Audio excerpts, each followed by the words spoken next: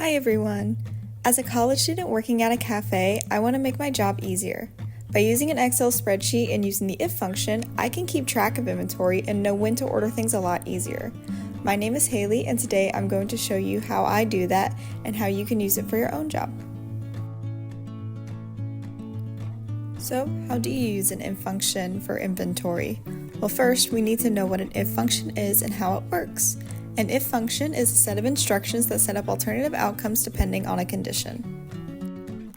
The function is set up as equals if parentheses the condition, comma, if the condition is true, comma, if the condition is false, parentheses. So let's set up our spreadsheet for our inventory. I am using Microsoft Excel on a MacBook. We're going to open a new page on Excel. In our first row, we're going to label the columns. So column A will be products, column B will be the amount of each product that we have in stock, and column C will be where our if function goes. This column will let us know if we need to order more products. Now in the A1 cell, which a cell is each box, we're going to type products. In B1 cell, we're going to type amount, and in C1 cell, we're going to type action required. Now if your text is too big for the original size of the cell, you can double tap the line between the columns and it will widen your cells.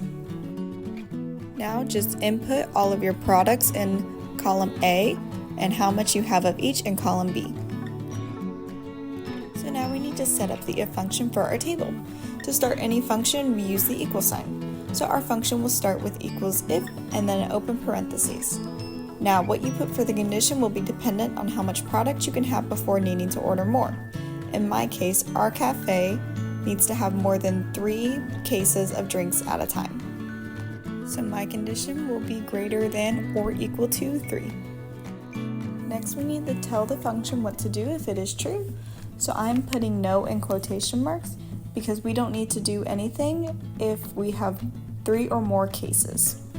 Then we tell it what to do for false. I'm putting yes in quotation marks because if our condition is less than 3 or false, we have to order more. Now for an if function, there are different logical operators that you can use. There's greater than, less than, equal to, greater than or equal to, less than or equal to, or not equal. So now that we have our products input into column A and our amount input into column B, we can code the if function into column C.